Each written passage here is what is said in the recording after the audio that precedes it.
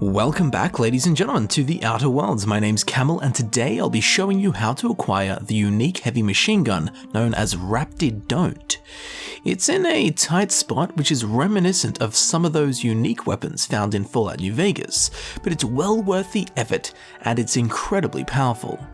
It's a must-have for anyone who wishes to melt their fleshy foes into cinders and sinew. It's an all-around rip snorter of a weapon. Now, along with the acquisition, we'll also be taking a good look at the stats. A timestamp for the overview can be found down in the description, along with my other Outer Worlds videos. They can be browsed in the playlist, and my social media links are also down there. Be sure to follow me on Twitter and Instagram after this video. So the first thing we'll need to do is be in our ship, the Unreliable, go to our navigation terminal, and head to the planet Monarch. We want to go to the Cascadia landing pad, or at least that's the only option I had at this point in the game. Once here, it will be rife with enemies. I've taken the liberty of clearing them out beforehand, aka for another video. So once that's done, we'll need to leave the town and take the only pathway out to the northeast. Again, it will be absolutely teeming with enemies, which again, I've already cleared. Now eventually the road will terminate and we'll be at a place called the Sulphur Pits, found in the Monarch Wilderness.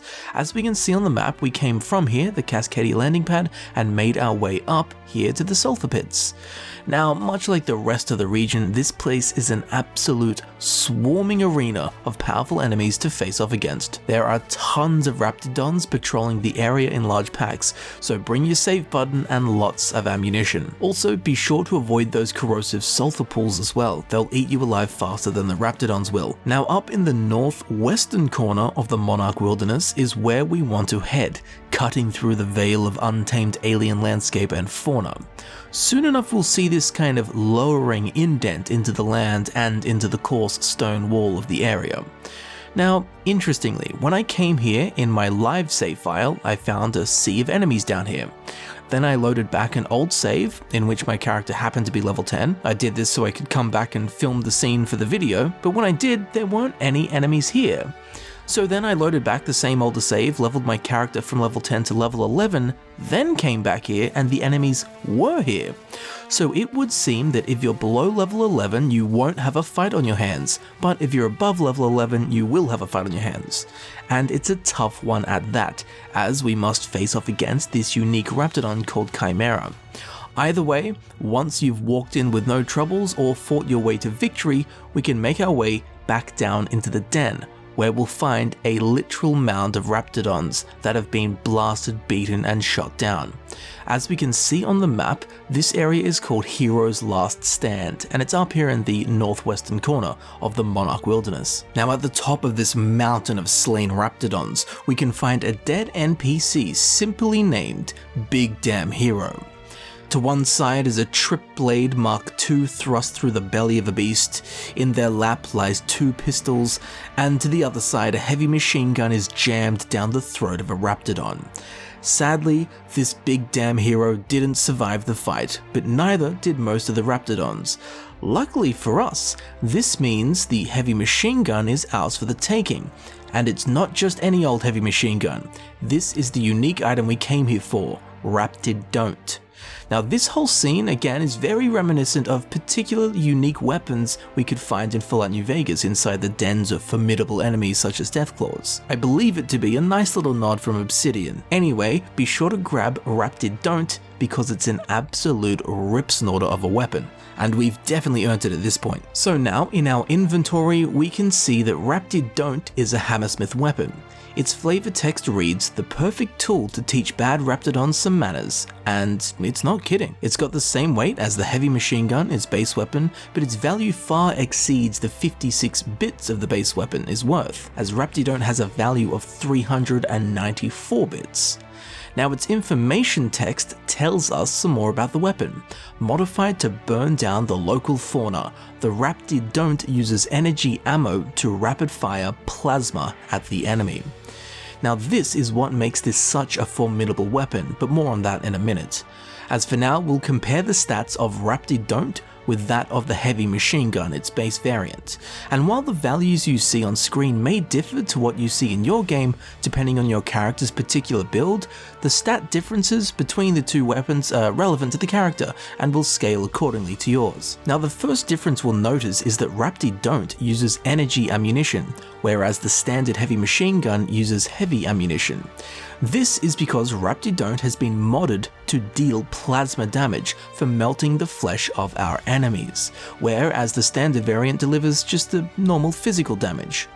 Now, unlike most plasma-based weapons, Raptidon't does not bear a humble base damage, but instead has a base damage of 77, which towers above the base damage of the heavy machine gun, which sits at 48. Not only does it have a higher base damage, it also has a slightly faster fire rate, blasting off 9.091 shots per second, compared to the heavy machine gun's inferior 8.333 shots per second. This combination of faster fire rate and colossal base damage difference leave Raptidon't with a formidable base DPS, or damage per second, of 698, leaving the heavy machine gun's base damage of 400 in the shadows, despite that being a really good number anyway. Now, while the heavy machine gun is a powerhouse of a weapon in itself, this unique variant Raptidon't is leagues superior. In the Outer Worlds, plasma damage is especially effective against flesh, which besides mantisaurs and automechanicals, aka robots, fleshy enemies are just about every enemy in the Outer Worlds. All humans are fleshy and almost all fauna are fleshy, and if you've taken a walk around, you'll quickly realize that the majority of foes we'll face off against in the game are fleshy. So what we have here is a supercharged heavy machine gun that spews molten packets of superheated plasma, which is super effective against the majority of hostiles we'll come across. That sure is a good combination of things. Now, I will admit it is a little wild when firing. You'll definitely need to micromanage the aim a tad as this thing really kicks off. Now, the ammunition capacity of 40 is a little annoying. I mean, in reality it's no problem and it's normal, but coming from All Reliable, the unique light machine gun which has an ammo capacity of 90, you'll really notice a difference coming down to 40. But man, those 40 rounds will ruin the day of whatever you're hitting. And despite plasma damage being less effective against mantisaurs and automechanicals, I used Raptidon't on both of them and melted their non-flesh as if it were flesh, with no issue at all. Overall, Raptidon't is one of those Hall of Fame unique weapons. When things get hairy, shave, and then rip out this baby and lay down the red hot lore. And if you are having any issues with Raptidons, the antidote is Raptidon't. And speaking of, here it is in action.